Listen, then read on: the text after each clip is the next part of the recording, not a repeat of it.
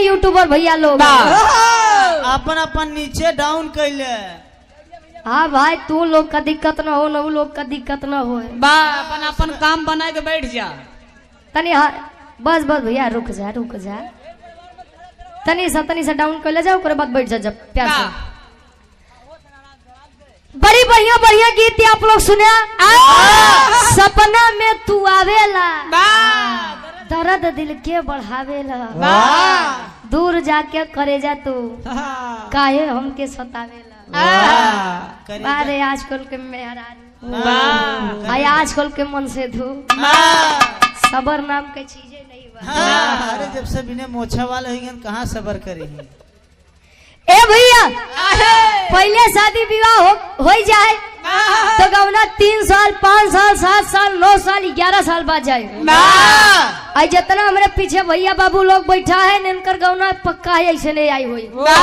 हकीकत भयंकर लोग के बियाह जब होत हुई थे या तो ये लोग जाने लाए नहीं रहा हुई है, या तो 6 7 8 में पढ़त रहा हुई है। हाँ ना बाबूजी, चुप रहो यार। आज के समय में पहले दुल्हन देखी है, पूछी है, जब सब चीज एकदम ठीक लगी तब हमें रिश्ता मंजूर है। त्यागो गुरुजी, 2 लाइन कुछ बज जाए हमारे यूट्यूबर भैया खातिर। हमारे बड़का भैया लोग भी आई बटे, ढेर पुरन की गौबत है, नौ लोग का बड़ा नेवर लगे, ढेर नहीं की गौबत है उनका लोग का नेवर लगे। तब दोनों जने के अच्छा 2020 वाली से चालू करा, 26 पे लाई के खत्म करा। क्या बात है।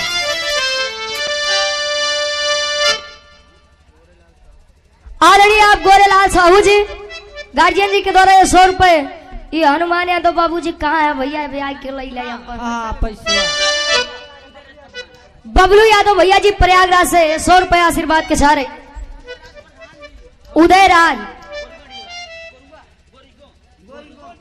गोरीगोड डिहवा से हमारे पूज्य प्रधान जी के द्वारा ये 100 रुपए आशीर्वाद के चाह रही गुरु जी। हाँ 400 लौटा दे हमरे हनुमान यादव बाबू जी के। हाँ हम बुलाई ले, हमें याद बना, बेईमानी नहीं आवा तनी सब कुछ बजे मूड मिजाज बने। क्या बात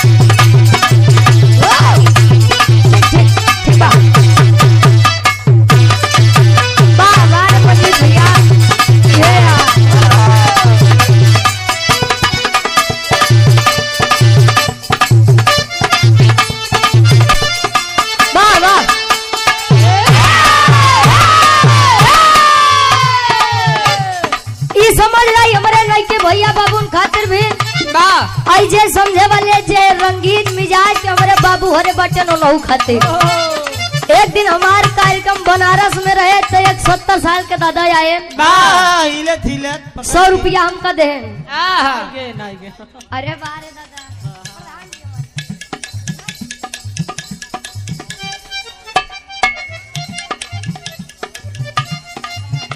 आदरणीय आप राम नरेश लाल जी,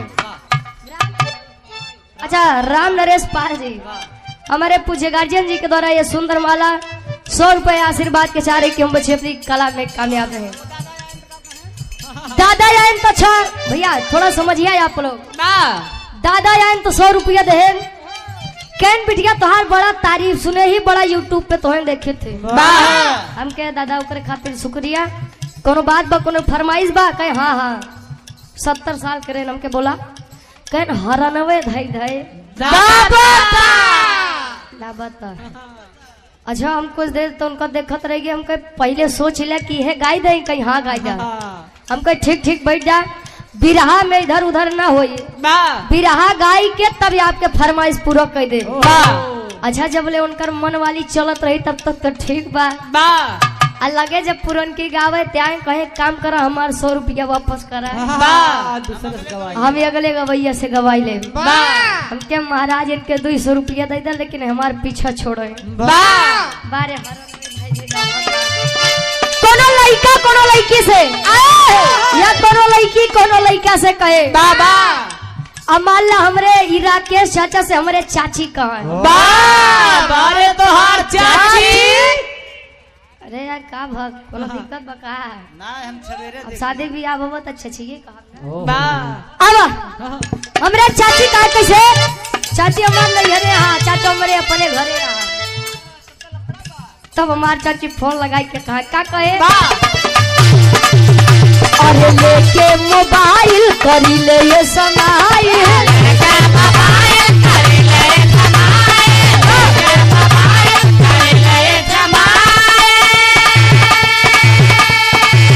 अरे लेके मोबाइल करी ले ये समाइल जब देखी ले तोहरा रील के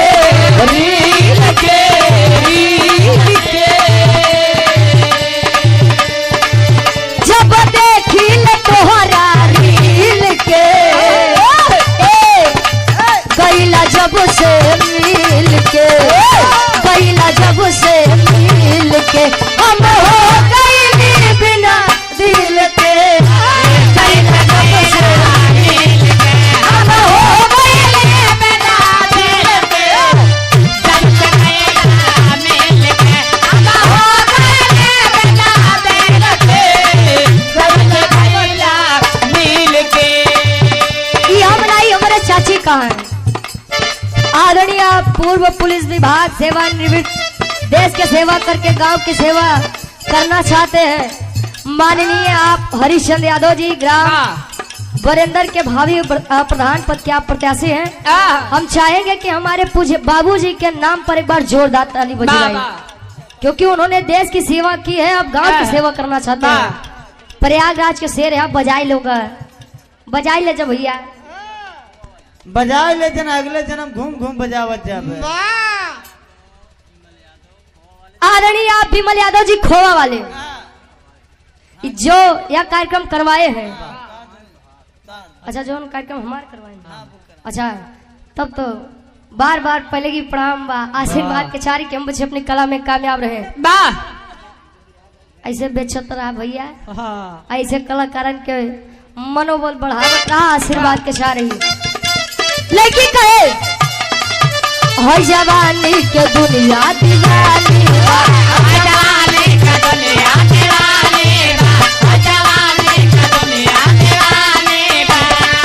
हमारा हुस्न पे झलकत तानी बा हमारा हुस्न पे झलकत तानी बा हमारा हुस्न पे झलकत तानी बा ऐ जवानी के दुनिया दीवानी बा हमारा हुस्न पे झलकत तानी बा तब लइका कहे काहे मटक मटक चला तारू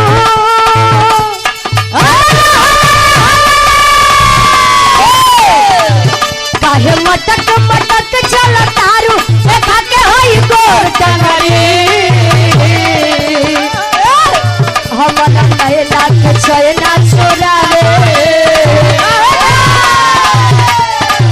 हमरा नैला के चैना छोड़ावे ए गोरी तो लाल घघरी हमरा नैला के चैना छोड़ावे ए गोरी तो लाल घघरी हमरा नैला के चैना छोड़ावे ए गोरी तो लाल घघरी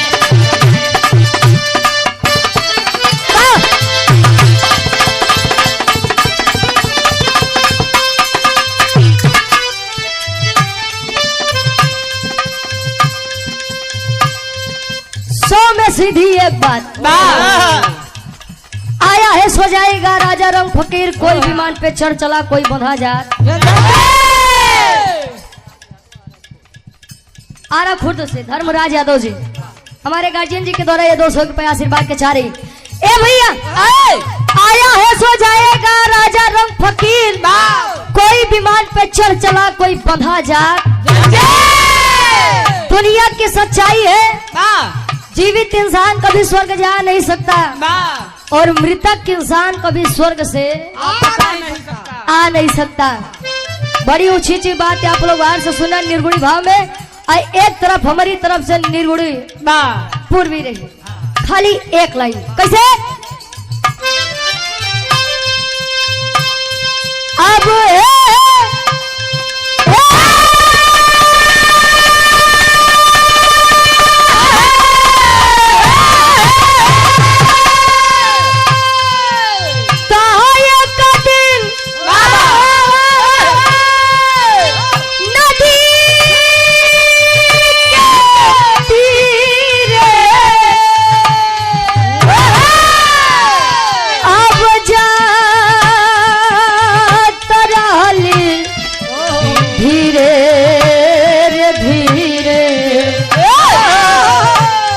हम आखी देखनी, अरे तो हम आखी देखनी तो सुंदर शरीरिया यज्ञ में झरना हम आके देखले सुंदर शरीरिया यज्ञ में झरना।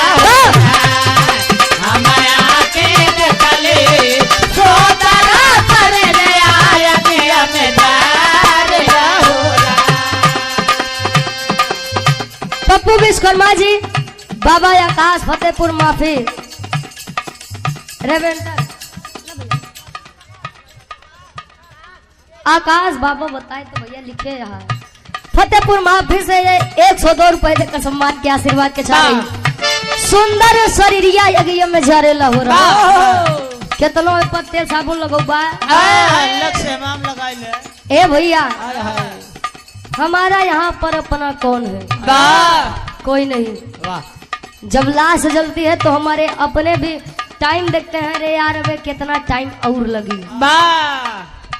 गंगा नहाई के आवत है तो घरे एक बार नहाई के पवित्र होते। बाबू का हाथ उनकर स्वेटर क्यों जिन छुए, बाबू हम ओलियान बाटे बारे जमाना। बाबू पैसा रख के गहा तो बड़े 4 भाई हाथ लड़ाई झगड़ा करबा और उनका कपड़ा लत्ता छुए में ही लागे कि बस ये बाबू आए कि हम बैठे बारे स्वार्थी संसार। हाँ अगर सोने का अंगूठी पहने हाँ बाबू सेज पे लेटा उठा हाँ तो अरे यार अभी अंगूठिया तो छुटाई न ओके ओके निकाला तब। इसीलिए स्वार्थी संसार के लिए कहना है ना यहाँ पे हमारा कोई है ना आपका कोई है, सब अपने अपने स्वार्थ बदे रोती कहे हित मीत जे भी झूठल एक मुँह सब हित मीत जे भी झूठल एक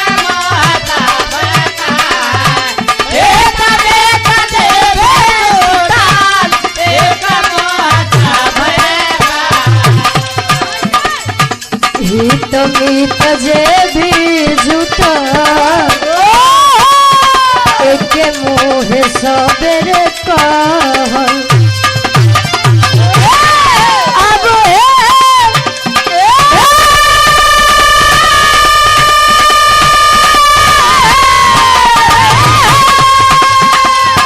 हित मीत जे भी झूठा हित मीत जे भी झूठल मुँह सबेर कहल। अरे बेटा के मरले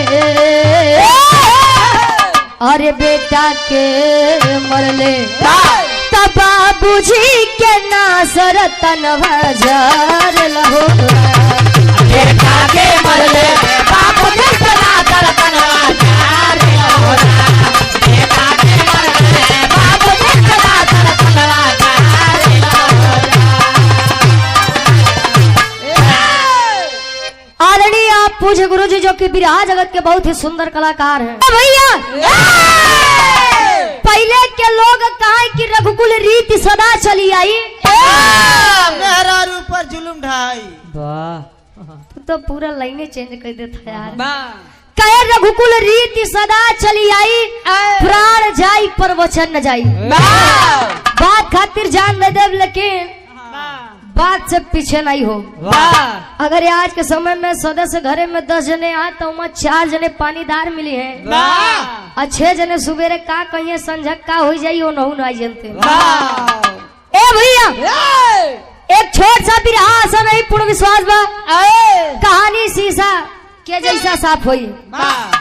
आवा गुरुजी वीर रस से चालू कर रहा है अल्लाह के हाथ से रस पे छोड़ रहा है। वाह आवा तनी सा भाव बनेंगे।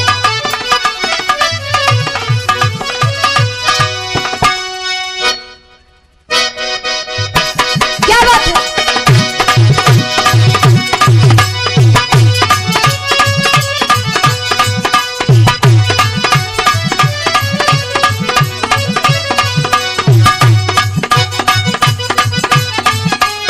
क्या बात है बा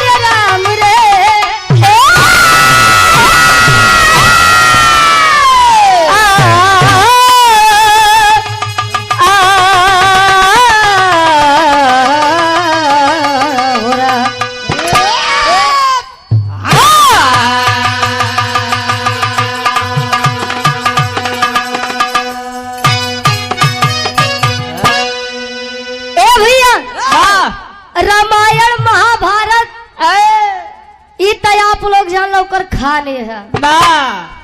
रामायण महाभारत आप लोगों से छत के जानी रामायण महाभारत आप लोगों ने बहुत सुना है।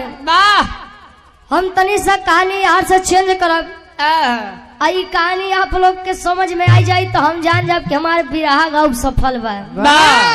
देखा जब बिरहा सुने बदे बैठा बा ओकरे खातिर ही बात बा। अब भैया जे के बिरहा नहीं पसंद हो चुपचाप उठे भोजन के तैयारी चल हो खात रहा धुन तो जो बढ़िया लगे तो सुन जा बाकी जब बिरहा सुने बैठा बा का सुने दिया आप लोग सुन ले बा तो गावे में आनंद आई। ए भैया त्यावा गुरुजी तनी 4 लाइन भूमिका के भाव से कभी जी हमारे वो बीरन खातिर लिखत है अपने कलम के माध्यम से कैसे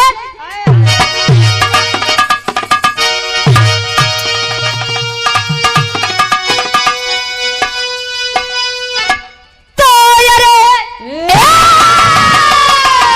जंग जोहर का बजता बिगुल जंग में अरे रंग लाती थी लोरिक की थी जब जवानी रक्त की बूंद में खून हो खून का अरे लोरिक के लइका या भोरिक के कहानी अरे की छाती पे गर्जन करे सर्वदा बोला या भोरिक माँ क्यों न पिंडदानी हुआ तो मजरी करे गुलामी न मंजूर मुझको करे हक की ज्यादा वही बलवान हुआ।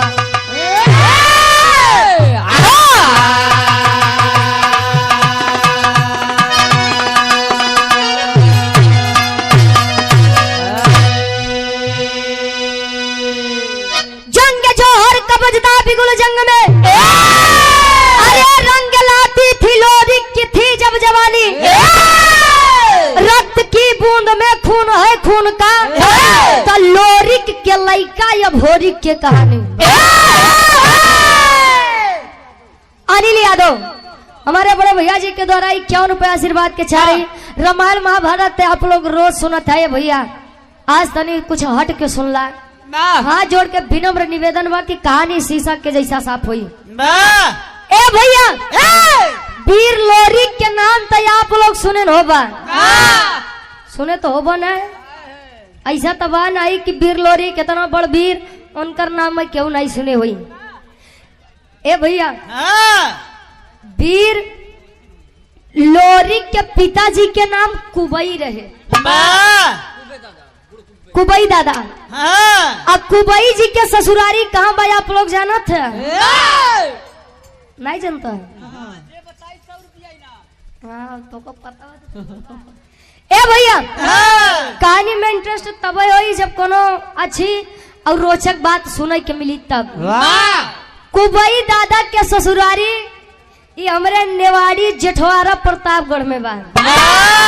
तोहरे हमरे प्रतापगढ़। ए भैया, नेवाड़ी जेठवारा में एक धाम बा जेकर नाम खोइलम धाम बतावा गया। अब कुबई दादा के शादी माई खोइलन से भई रही। अब खोइलन जी के नाम से खोइलन धाम बाबा। वाह वाह। ए भैया, कुबई दादा और माई खोइलन के बीच में एक लड़का जेकर नाम वीर लोरिक बताया गया। वीर लोरिक अब मझरी जी के बीच में गढ़गौरा में दोनों लोग के संयोग से एक बच्चे का जन्म हुआ जिसका नाम वीर अभोरिक बताया गया। अब 3 जने के नाम सुन रहा तब कहानी हमार वीर अभोरिक जी से चालू हुई। कुबई दादा के लड़का लोरिक और लोरिक के लड़का वीर अभोरिक। अब एक जने के नाम ये आई बस तनी आप लोग विचार कर तब। ए भैया, वीर अभोरिक जब बाल्यावस्था से किशोरावस्था में प्रवेश किया, मतलब कि ओकरे लड़कई से जब जवानी आए तो दुर्गा माई के बड़ा बरियार भक्त रहे। बरियार का मतलब जाना थे? बहुत बड़ा जबरदस्ती। ए भैया, आप ही लोग कहा था कि जकरे जवानी आवत है तो चुकरत की आवत रही का यार। तोरे आ रही का यार? ए भैया, काहे बने कहा कि पहले के लोग अपन जवानी काम में खर्चा करे। काम ये खेत में बैठा है ना आप लोग। पहले ये खेत बरधा से जोतात रहा है। ये आप लोग बतावत है। ए भैया, तो गुरुजी हिया एक मिजाजी गजल लागत बा।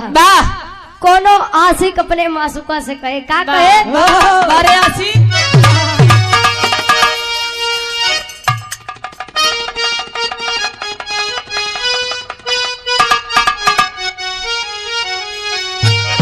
अरे तू परवाने जल रहे हैं,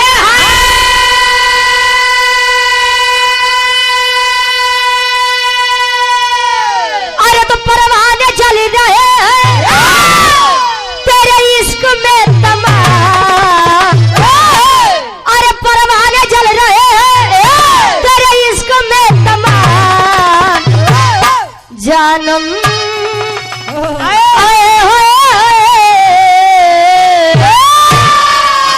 अरे जानम जरा इसी आग में, अरे जानम जरा इसी आग में, अरे खुद को जला के दे, जानम जरा इसी आग में, खुद को जला के दे, जानम जरा इसी आग में, खुद को जला के दे, जानम जरा इसी आग में, जानम जरा इसी आग में खुद को जला के देख। अभी आज के समय में आशुक मास का चाचा बचाए रहा नहीं तो पता लग लाल कई के जब तो चाचू कहीं बिरहा गावे गए कि मारी करे गए बचाओ बचाओ के। लेकिन वीर चाहे तब के हो, वीर चाहे आज के हो, हमारे देश के वीर ही हैं जो सरहद पे जाते हैं और उनकी वजह से हम आप लोग ऐसो आराम से जिंदगी व्यतीत करते हैं, सुरक्षित है। तो वीर चाहे तब के हो चाहे आज के हो, उनके खातिर एक लाइन का बिजली का।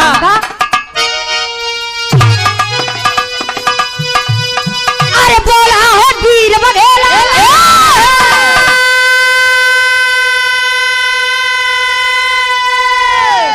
अरे बोला है वीर बघेला, अरे झंडा हिला के दे, अरे बोला है वीर बघेला, अरे झंडा हिला के दे, अरे हट जाएगा समर से, अरे हट जाएगा समर से, अरे पंजा मिला के दे, आएगा समर से,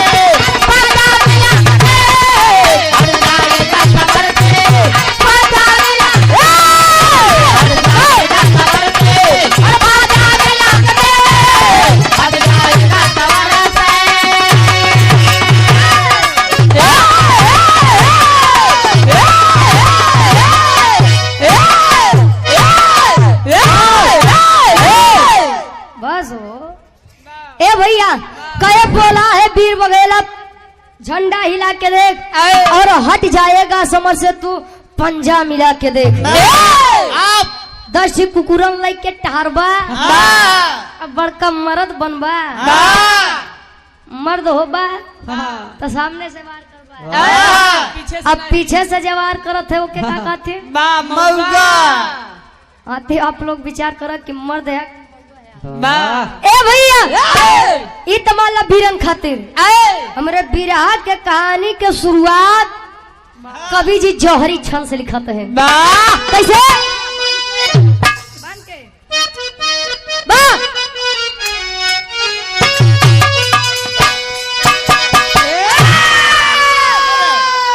अरे तो एक दिन मजरी माता से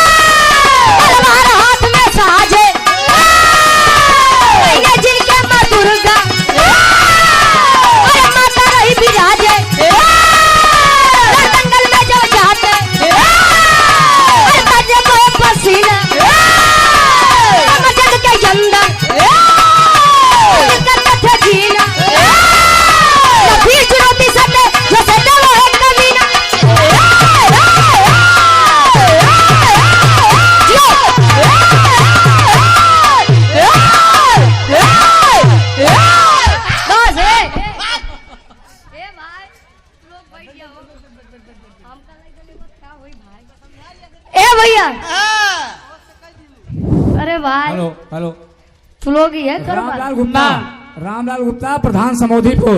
यदि आपके कानों तक हमारी आवाज पहुंच रही मंच के पास आने का कष्ट है। रामलाल गुप्ता। ए भैया अच्छा गीता में भी लिखा गया है कतो मारे वीर कतो भगाए भी तो कतो भागे वीर यार। जब तू लोग ही करत बताए देवो करम बाहर जाके खड़ी हो जा।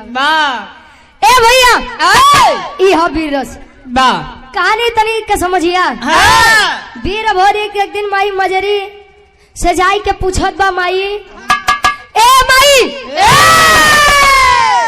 आखिर माता दुर्गा मुझसे प्रसन्न क्यों नहीं हो रही है?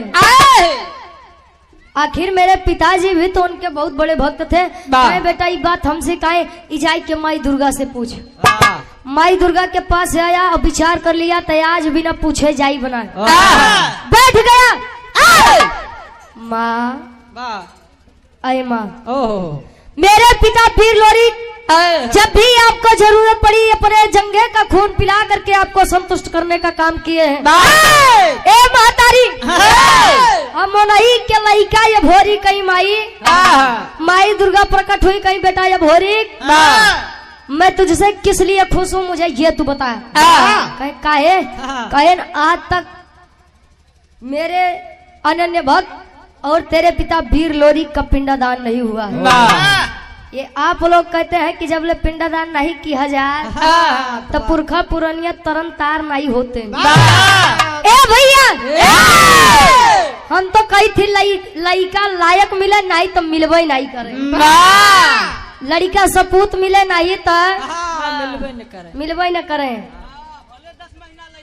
अब तू पता लगे पूरी जिंदगी इज्जत बनाए बाटा बुढ़ौती पे तोहार लोग चरण छुअत है और लड़का तोहार यस काम करे। गंगा जमुना सरस्वती ने है। वीर चंद गुप्ता जी सदरेपुर से लड़का के नाना है। कौन लड़का?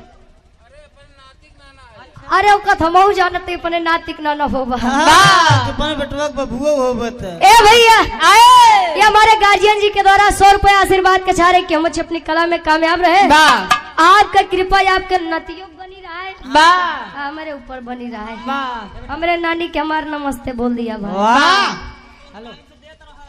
ए भैया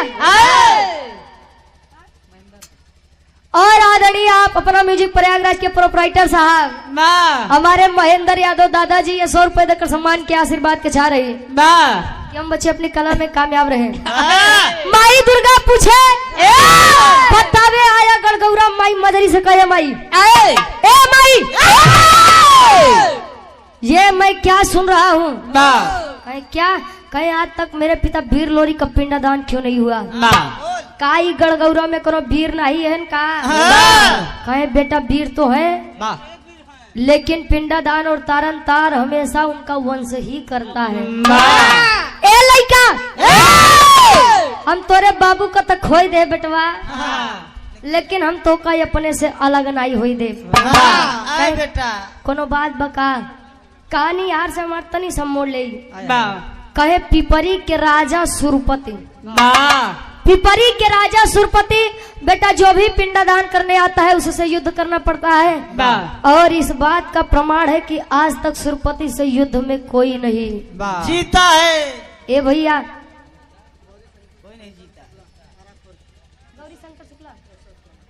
गौरी शंकर शुक्ला जी 151 रुपए देकर सम्मान किए, आशीर्वाद के चाह रही कि हम बच्चे अपनी कला में कामयाब रहे। गुरु जी के चरणों में पहले की प्रणाम स्वीकार हो। ए भैया माई मजरी जब इतनी बतिया बताए तो भाई 21 वर्षीय बालक भोरी गुस्से में खड़ा हो गया। ए माई तो कई अपने पैदाइश पे शक बका नहीं रे बेटा? कहे तब तो का बाबू के वीरताई के ऊपर शक बका नहीं? तो कहे सुन हमारी एक बात का कहत बा वीर भोरी, एक लाइन गीत लगत बा।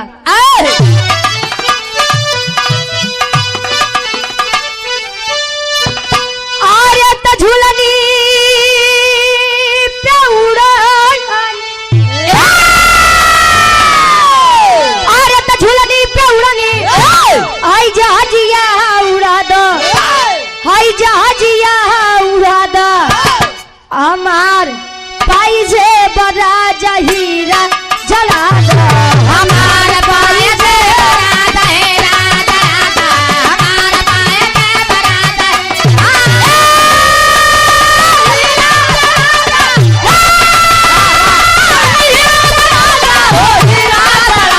हमार पाई जे बड़ा जहीरा जला दो, हमार पाई जे बड़ा जहीरा जला दो। लेकिन वीर भोरी कहत बा और वीरताई के हमरे, और वीरताई के हमरे होय तिलकिया लगावा, होय तिलकिया लगावा हमार माई हमके रण में पठावा, हमार माई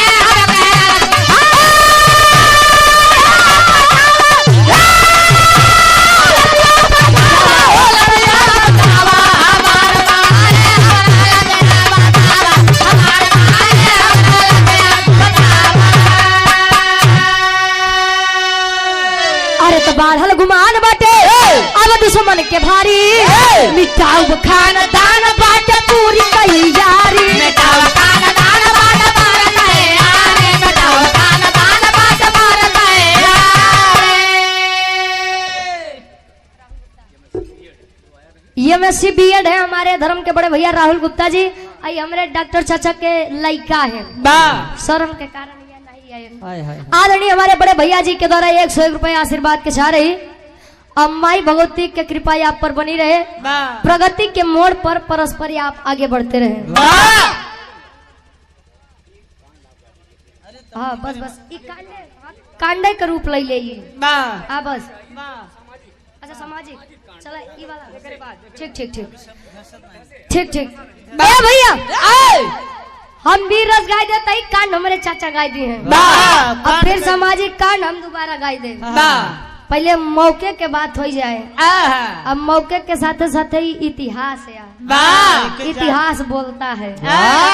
ए भैया आवत नहीं से कहानी समझ में आवत बना, समझबा तो समझ में आई। देखा हमारे चाचा कहबे बहन के देखा कलाकार बढ़िया नहीं होते, सुने वाले बढ़िया होते। अगर सुनबा तो आशा नहीं पूर्ण विश्वास बा कहानी जाई अंदर तक, एक साथे दुई काम करबो तो झंडू बाम हो जाबा, न यार करबा न वार करबा, ठंडी में सब कर यहाँ रगड़ नहीं। राजेश यादव जी, आशीर्वाद होटल, अच्छा आशीर्वाद हॉस्पिटल, कहाँ से भैया? छिवैया झूसी से हमारे गार्जियन जी के द्वारा ये 500 रुपए आशीर्वाद के छा रही। ए भैया, अच्छा तिलक कई प्रकार का होता है। एक तिलक हर कोई रोज पूजा पाठ करने के बाद लगा लेता है, इसे हमारे गुरुजी लगाई ले। एक तिलक विजय तिलक, कोई भी किसी भी क्षेत्र में जाता है तो वह सोचता है कि विजय का तिलक सदैव मेरे मत्थे पर लगे। और एक तिलक शादी ब्याह के पहले चढ़त है, बर्बादी की शुरुआत वाला। पार बाबा डेरवा बता दूसरे का। अच्छा है भैया, आशीर्वाद लेके माई मजरी से वीर अभोरी काया कहा? काशी बनारस के धरती पर। वह काशी बनारस जवन आप लोग बतावत है कि भगवान भोलेनाथ के त्रिशूल पर टिकी हुई है। काशी के धरती पर आया। काशी के घाट के किनारे एक पंडित थे। भोरहरिया के बेला बा पंडा जी के पास जाई के वीर अभोरी बात कहत बा। कौन बात है गुरुजी? यार से गीत तनी बदलत बा।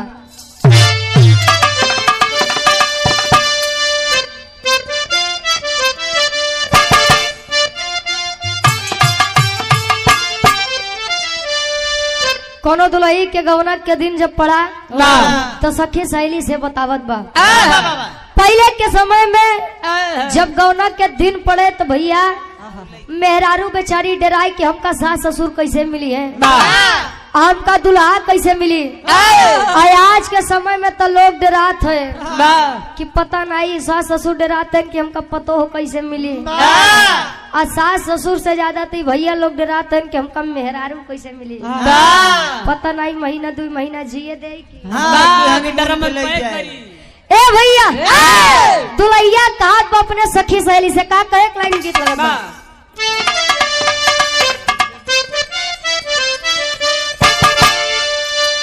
और जब से गवनवा के दिनवा धराई, अरे जब से गवनवा के दिनवा धराई, रतिया ननी दे आवे जो पिया राई। जब से गवनवा के दिनवा धराई, रतिया ननी दे आवे जो पिया राई। जब से गवनवा के। कवि जी लिखता है, करे पिंडदान भोरी बनारस में आया, शशिधर पंडा से बातें लड़ाया। पर पिंडदान भोरे बनारस में आया, शशिधर पंडा से बातें लड़ाया। पर पिंडदान भोरे। यही है दुनिया साहब। आया वीर अभोरी को देखकर उस पंडे का नाम शशिधर पंडा बताया गया। शशिधर पंडा आया, वीर अभोरी को देखा तो पूछ रहा है, बेटा बेटा इतनी सुबह सुबह कहाँ? कहे बाबा मैं गढ़ गौरा से आया हूँ, मेरे पिता का नाम वीर लोरी। वीर लोरी का नाम जब वह शशिधर पंडा सुना तो एक बार बड़ी तारीफ करे। वाह बेटा वाह, वाह बेटा वाह। अरे तू तो उनकर लड़का जेकरे सामने आज तक अच्छे अच्छे वीर नहीं टिक पाए। का बात बा? वीर अभोरी कहे बाबा मेरे पिता वीर लोरी कभी संसार में नहीं रहे। कहे हो ये तो बड़ी दुख की बात है बेटा। तब कोई खास कारण? कहे हाँ मैं अपने पिताजी का पिंडदान करने के लिए यहाँ पर आया हूँ। इतनी बतिया जब सुना शशिधर पंडा पीछे हो गया। ए लड़का, ए बबुआ, ए बच्चा, अब तो तू चाही लोरी के लड़का हुआ, चाहे राजेंद्र के, अचाही के हो गौर के।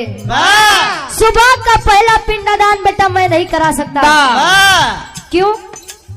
कहे बेजाई दे तुहार खेले खाई के उम्र में बेटा। निकल जाओ।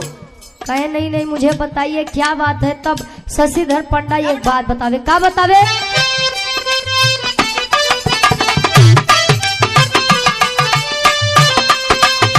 काहे पंडा पहिले पिंड दान करिए राजा, काहे पंडा पहिले पिंड दान करिए राजा, काहे पंडा पहिले पिंड दान करिए राजा। जबरदस्ती करबा बच्चा रण में मार जाबा, जबरदस्ती करबा बच्चा रण में मार जाबा, जबरदस्ती करबा बच्चा रण में मार जाबा, जबरदस्ती करबा बच्चा रण में मार जाबा।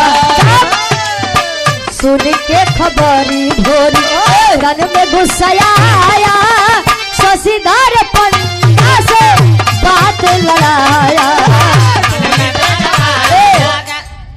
कहानी पर विचार करिए। अब आज जब शशिधर पंडा इतनी बतिया सुने, कहे बेटा अगर उस सुरपति जानी जाई पिपरी के राजा, ए बबुआ न तोहे जिए दी न हमें जिए दे, या से बेटा तू अबे जाके खेल खा। अब बेटा हमारे घरे हमारा लड़किया बच्चा है, हम उनकर एकलौता सहारा ही, मत छीन बेटा। ए भैया इतनी बात जब सुना,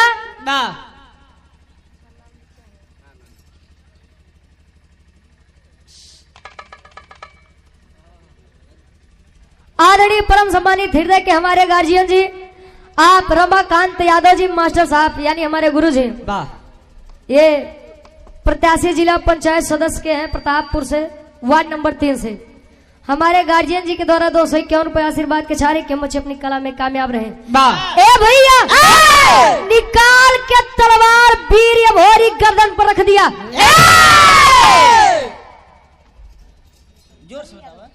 अनिल यादव नेताजी 51 रुपए आशीर्वाद के चाह रही, रख दिया तलवार गर्दन पर। कहने बाबा बाबा दादा रण से भागना ये मेरे खून में नहीं है, या तो ये मारब या तो मरब, लेकिन बिना पिंडदान करवाए हम जाब ना। कहे अभी बतावा तू पिंडदान करवोबा कि नहीं करवोबा? बा। करवोबा कि नहीं करवोबा? बोला दादा करवोबा कि न करवोबा? ए भैया शशिधर पंडा बेचारा खड़ा रहे, धीरे धीरे लगा बैठे, कहे पिंडदान नहीं करवाऊ तो ई मार दे, पिंडदान करवाई देव तो ऊ मार दे। ऊ के मतलब पिपरी के राजा सुरपतिया के बात होत बा। कहे राम आगे कुआं पीछे खाई, ए राम कौनी ओरिया जाई। खैर जोन सामने पड़ा बा पहले ओका देखा, बैठ बेटा बैठ। पिंडदान करवा दिया। अब पिंडदान देखा वीर लोरी के हो गया, भी कहानी यार छोड़ दा। शशिधर पंडा वीर भोरी का आपस में विचार करते हैं, तब ले ई बतिया के पता पिपरी के राजा सुरपति के जब पता लगत बा कवन है इतना दिन के हमार बना बनाया कानून आई के माटी में मिलावत बा। ए भैया नगर में डंका पिटवा दो, फौज को तैयार करो, हमें युद्ध के लिए जाना है। सुरपति हजारों की पलटन लिए घोड़े पर सवार आया ही काशी बनारस के धरती पर। जब ये आया शशिधर पंडा देखे तो बेचारा लगा हीला कहे जा सारे ते तो जाबे करबे, हम कल के जाबे। लगा शशिधर पंडा पीछे भागे तो कुर्ता पकड़ के ही चले, बैठ ए बाबा बैठा। जबले वीर भोरी के जान में जान बत तबले तोहे कुछ ना होई दे। कहाँ जाते तबले होत का जी तेरी के भाव में लिखत है, एकदम हमार समापन में बा।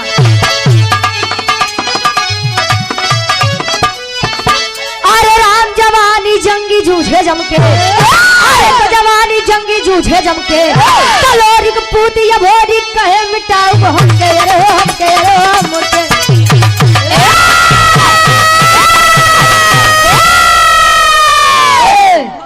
लोरी पूत भोरी कहे मिटाऊ हमके, जवानी जंगी जूझे जमके। हम का मतलब अहंकार। आवा सारे आज तो नहीं छोड़ो। अवसार 200-400 कुकुरन का लेके बड़का वीर बना थे। आज तो तोहर सही से पाला पड़ा भाई एक मर्द से। आवा ध्यान देंगे ये भैया, एक तरफ हजारों की फौज लिए सुरपति पिपरी का राजा खड़ा है और एक तरफ गड़गौरा के वीर लोरी के लड़का अभोरी 21 वर्षीय बालक खड़ा है। अकरथ का हमरे बिरहा के आखिरी गीत लगत बा।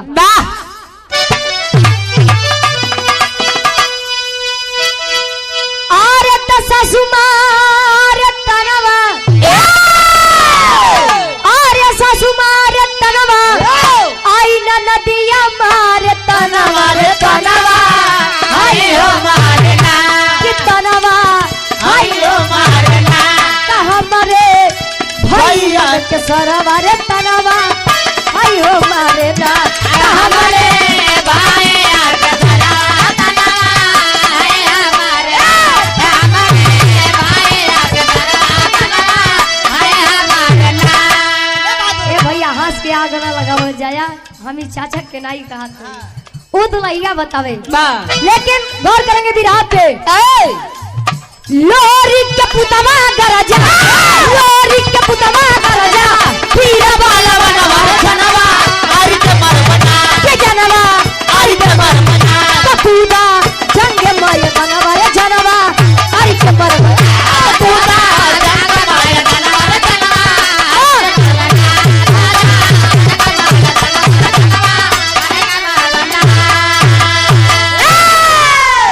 ए भैया जौने समय वीर भोरी तेगा तलवार भाजे तो सैकड़ा वीर ऐसने धराशायी हो जाए।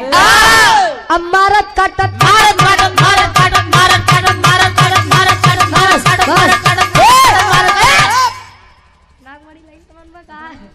ए भैया धीरे धीरे जब 150 के सेना बची तो जितनी सेना बची लागे मने मन सुरपतिया के गरिया भाई। भाई करे सारे चक्कर में अपन जान न गवाओ। राजकुमार पूर्व प्रधान जी दुघरा से हमारे गार्जियन जी के द्वारा 100 रुपए आशीर्वाद के चाह रही। ए भैया जे 150 सेना बची है लगे सुरपति के गरिया में सुरपतिया सारे। अच्छा जब हम गुस्सा में हुई थी तब केहू के कितना अच्छा नाम हो जाये, लेकिन वो नाम खराबे हो जाए। सुरपति नाम था लेकिन लगे उन्हन गरिया में जा सारे सुरपतिया। तोरे चक्कर में ना सारे मूर्ख रहे जो मरे, तोरे चक्कर में हम अपन जान ना जा। ए भैया वीर भोरी के डर के महाराज जैसे खड़ा है लंबा लंबा लेट गए, कैसो ये जाने की सब मरी गए है। पहुंचा पकड़ के कॉलर नीचे खींच लिया सुरपति का, उतर मोहे में करिखा पोताई के गदहा पे बैठाई के। बनारस के ऐसा कोनो कोना नहीं बचा जहाँ वीर अभोरिक सुरपति के घुमाए नहीं हो। अच्छा धोबी घाट का छोड़ी है अरे तो वह समय में के गदहा रहन का यार। अच्छा ठीक ठीक। ए भैया बैठा बैठा सब लोग विचार करते हैं तो अब देखा तीसरा मोड़ हमरे बिरहा में सुरपति के एक बिटिया जेकर नाम केवला पतिया बताया गया। केवला पतिया वीर अभोरी के वीरताई पर पहले से ही प्रसन्न थी, शादी करना चाहे।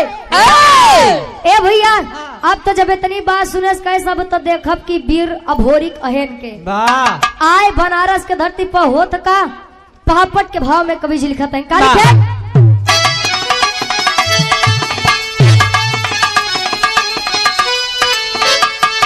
अरे आई केवला पतिया बड़ा हसीना जीना मुश्किल बा। अरे तो आई केवला पतिया बड़ा हसीना जीना मुश्किल बा। तब बाप का इज्जत भोरी का है छीना जीना मुश्किल बा। बाप का इज्जत भोरी का है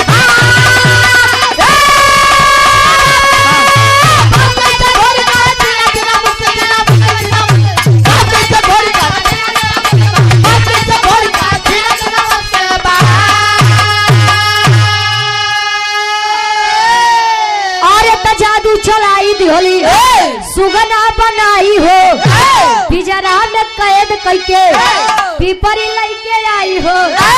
अरे कहे कुआर मुश्किल बा तब बाप के इज्जत भोरी का है अब छीन जीना मुश्किल। केवला पतिया जादू के विषय में बड़ी जानकार रहे, जानकार रहे। आइस अलग शशिधर पंडा से इशारा में पूछे बाबा आके शशिधर पंडा इशारा विचार करे ये यार ये आज जौन तोरे बाबू के बनी बनाई इज्जत कुल नाश कर दे। तबले केवला पतिया अपने जादू से वीर भोरी के सुगना तोता बनाई के पिजरा में कैद कई के पिपरी के राज्य लेके आवत बा। ए भैया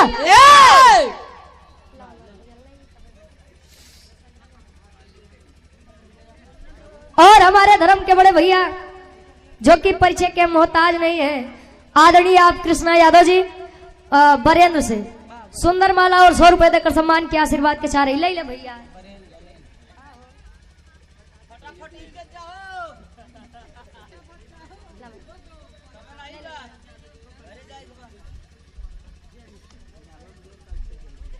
और हमारे धर्म के बड़े भैया जो कि परिचय के मोहताज नहीं, आप बबलू यादव जी आरा खुर्द से सुंदर माला 100 रुपए आशीर्वाद के चाह रही। अनिल कुमार यादव जी बड़े भैया हैं हमारे, सुंदर माला और 51 रुपए देकर सम्मान के आशीर्वाद के चाह रही। ए भैया वीर भोरी के सुगना बनाए के पिपरी के राह चल के आए तो दिन में तो सुगना बनाए रहा, लेकिन जब रात होए तो के मर्द वाला तन दे काहे बदे जबरदस्ती प्रेम करना चाहिए, लेकिन बारे मर्यादा बारे सम्मान। सत्यम डेयरी प्रतापपुर से 100 रुपए आशीर्वाद के चाह रही। वीर भोरी का है लड़की, लड़की तुझसे मैं इस प्रकार प्रेम कर लूं, अरे थू है तेरे प्यार पे जा दुनिया तरसत बा तोहे मिलत बा तो तोहे अटकत बा जा क्या हो लाई नहीं बता। ए भैया अच्छा धीरे धीरे समय बीतत बा। अच्छा गढ़गौरा में माई मजरी के चिंता सतावत बा। माई मजरी के जब चिंता सतावत बा तो कहा जाता है कि माई के जियरा गाई के पुतवा के जियरा कसाई के बाबू के जियरा साड़े के भेजत का गढ़गौरा से दुई वीर। आधा के भाव में कवि जी प्रमाण देते हैं का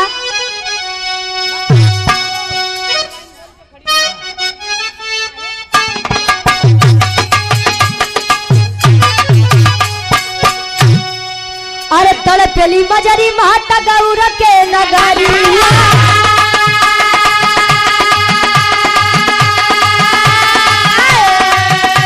चनराई के दी होलिन पठा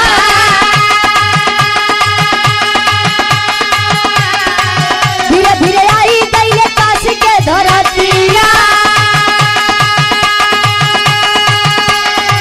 धीरे धीरे आई गईले काशी के धरतिया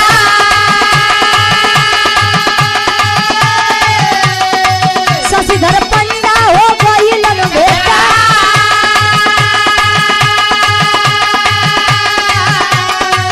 लगले बतावे पंडा पूरी तब खबरिया लगले बतावे पंडा पूरी तब खबरिया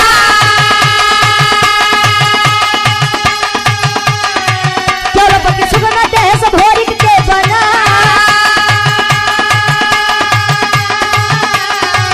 माई के बोलाई लिहले तू न हो बीरा जबड़ी के बोलाई लिहले तू न हो बीरा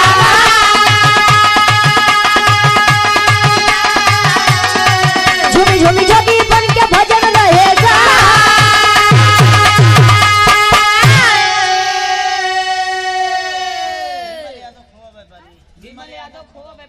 विमल यादव जी हमारे गार्जियन जी खोआ व्यापारी हैं 100 रुपए आशीर्वाद के चाह रही। ए भैया माई मजरी गौरा से दुई वीर देवराई और चनराई बताएगा भेजा तई आए बनारस के धरती पर शशिधर पंडा पूरी बात बताए कि बेटा बहुत बड़ा वीर है, लेकिन उस सुरपति की बेटी केवला पतिया जबरदस्ती जादू से सुगना बनाई के पिजरा में कैद कई के वीर भोरी के पिपरी लेके गए। बचावे के बाद जादू के काट बेटा जादू से हुई माई जमुनी के बोलाई के तीनों जने जोगी के रूप धारण करके भजन गावत पहुंचे राज दरबार में। केवल पतिया कहे ए हमार राजा, ए हमार सैया, ए हमार पो आवो चला नीचे। कहीं काहे बदे रे? कहे इतना दिन परेशान हो गया, तोरे मन में प्रेम जगावत जगावत हो सके कि भाव भजन सुनला तो तोरे मन में हमरे प्रति प्रेम जागी जाए। आए सलाई के तबले माई जमुनी देखी नो हो बेटा ये भोरी वहाँ पर फंसे हो। रुका बेटवा आजाद करावत है, आजाद कराई। अब केवल पतिया कुछ समझ पावते भैया, ऐसी पहले माई जमुनी अपने जादू से केवल पतिया के गदही के रूप दे दे। गदही के रूप पाई के केवल पतिया अपने पिताजी के बगलिया खड़ी बा, मुड़ी नीचे के शर्म से। और तबले सुरपति एक बात कहा था, आखिरी भाव खड़ी के भाव में कवि जी लिखा था इनका।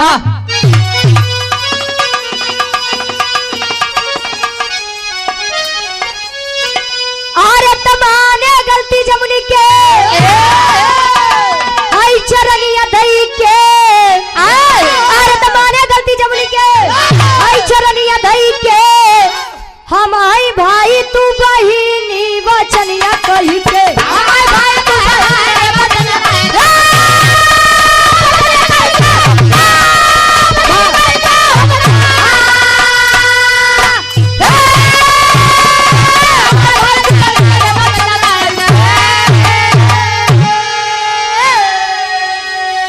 जा करके गलती मानत बा सुरपति, अमाई जमुनी कहीं बेटा एक के छोड़ दा, वीर भोरी कैन माई एक के शर्त पे छोड़ब। कवन शर्त? ए माई एकर बिटिया केवल पतिया हमसे बड़ा प्रेम करत है, हमार शादी कई दा ऐसी करवाई दे, हम वचन देते ही कि एक छोड़ दे। सुरपति कहे बेटा शादी तो करवाई दे, लेकिन या तो तू गदहा बन जा या तो एक लड़की वाला तन दिया वा। अब दोनों जने मेल थोड़ी को हो पाई। कहीं ठीक ठीक माई जमुनी अपने आशीर्वाद से ठीक करत है होत का। अरे केवल पतिया भोरी के हो गईली हो शादी हो, तो शिव भोरी पैदा भइले पिपरी मिली आजादी हो।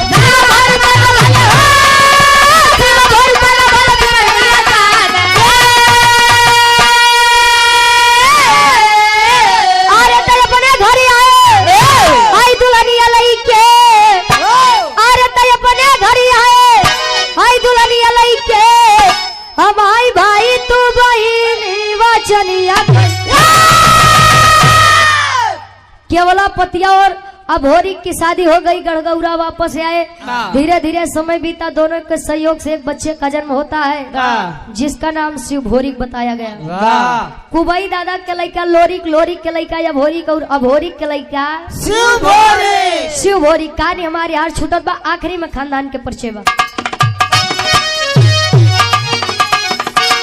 गुरु बिहारी, गुरु गणेश, गुरु रामलाल मुरबाद का।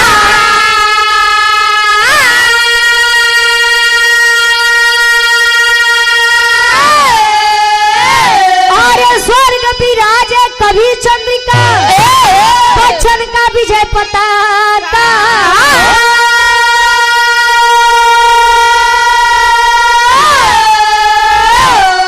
अरे राम जवानी जंगी जूझे जम के, वाले वंश रुचि बरी का ना प्रतानी, जवानी जंगी जूझे जम के।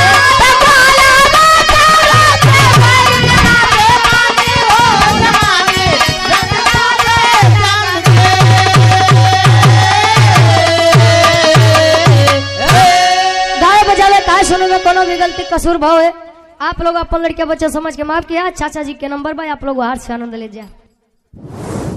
धन्यवाद रुचि जी।